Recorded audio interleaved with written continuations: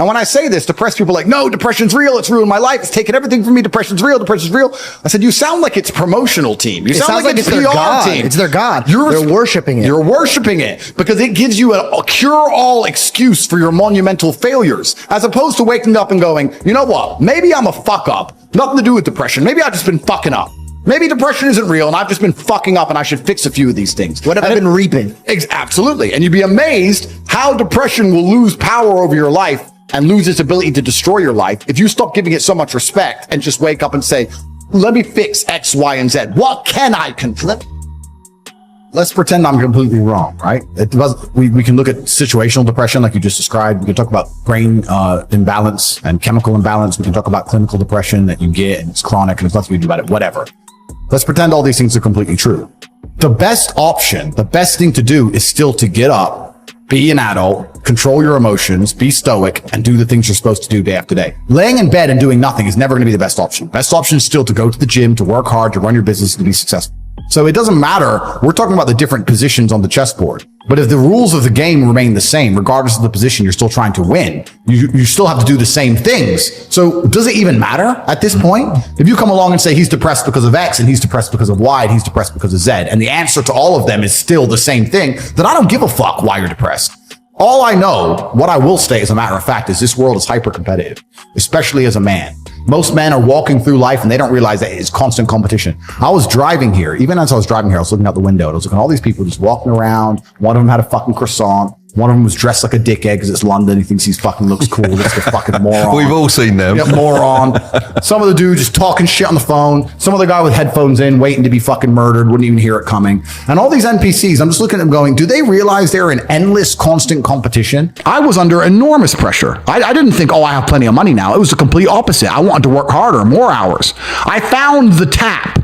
Bro, if there was a golden tap that unlimited money and you had buckets and you took one bucket of money, would you just take that bucket or would you run back and get another bucket and run back and run? I couldn't stop. I couldn't sleep. I'd wake up to go piss at 3 a.m, take a piss, and by the time I finished pissing, I'd be like, I've slept 3 hours, that's enough. And wake the chicks up and put them back online. I couldn't get out of my brain because I saw that I'd replaced fighting, which I loved, with this, and this was my chance to escape the matrix.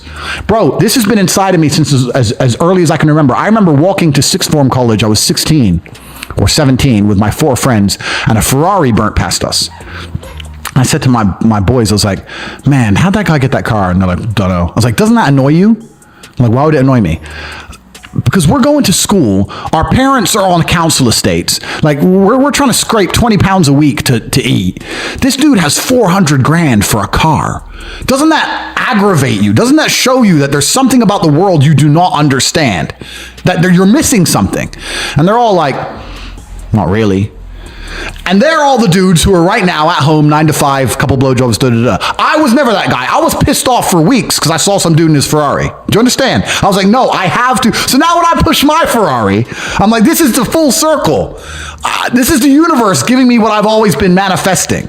Does that make sense? Yeah. So now when people say, Andrew, why do you have 17 supercars? Because I have 17. I have every brand you can fucking name. I have 17 cars. I have over $10 million of cars. So because it was a car, these cars used to piss me off. So now I have to have them all. I don't even drive them. I have to have them.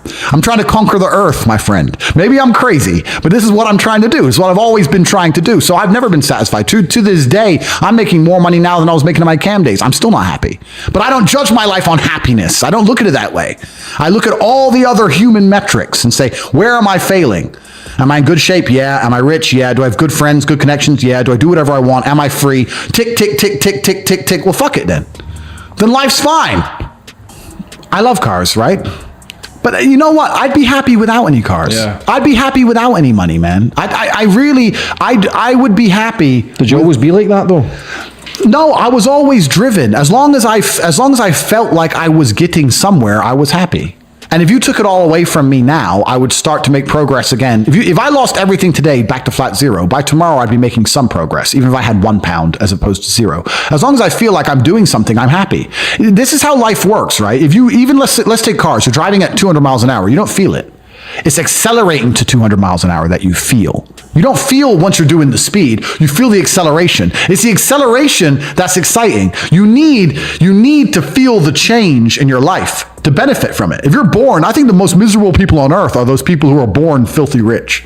Imagine being born as an oil sheik. Money has no value. A Ferrari, you think it's going to make you happy? Has no value. Nothing has value. Everything is just whatever. Girls have no value. You can buy unlimited hookers. You can buy unlimited Bugattis. You can buy whatever you want. Diamonds. It doesn't mean anything. You have to be broke to appreciate being rich. You need that. So anyone who's sitting there going, oh, I want money, good. You need to feel how you feel now. Being poor is what's going to make you happy once you have money. This is a very key element to it. But I think it's the journey, not the destination, right? So there's still a whole bunch more for me to fucking waste money on. I don't know. I really do believe in, don't want to go too airy-fairy, but from a karma perspective, I do believe in that if you're good to people, in general, in 99% of cases, if you show people respect, they show it back. And I'll tell you something now, and a lot of people comment on this about me. I didn't even realize how not important. I didn't realize how overt it was until people tell me. People tell me all the time. I'm super nice to like wait staff. I tip massively. Like I'm a very positive person. No one interacts with me and it's negative unless it's genuinely beef. Do you understand? Like I try my very, very best to come in, say hello to everybody. If I'm at a hotel and I'm eating and it's a buffet, you know, like these buffet hotels, I'll finish the buffet and I'll go up to the chef and say, that was amazing. Very good. Who's ever complimented a buffet chef? Nobody. They stand there all day, cooking all day. Assumption dude, right? Making very average food. And I'll eat his average ass food and go tell him good job. And his face will light up like you would not believe. I really believe in spreading positivity as a whole. I do believe in that. I don't see any reason to be negative. I mean, I'm sure there's people who hate me. There's people who are going to listen to this podcast and go, this guy's full of shit. This guy, But I don't need to lie about anything I've ever done, right? I don't need to lie about the life I live. I don't need to lie about my interactions with females or the money I make or anything. And what's really interesting to me is I now am getting quite big. I get recognized all the time. When I was in America, I got recognized on the street. I got recognized on the street everywhere, from Instagram or from my YouTube channels, etc. And there's two kinds of people. There's people who are jealous of me and angry by what I say. And then there's the people who say, can you teach me something? Those are the smart ones, right? If there's someone who has something I want, even if I don't like him, I would think, well, he must know something that's useful to me. Is it better for me to make friends with this person and try and learn from him, or leave a hateful comment on his YouTube? What's going to benefit my life? Do you understand what I mean? Because I'm not going to read the hateful comment. What are you typing it for?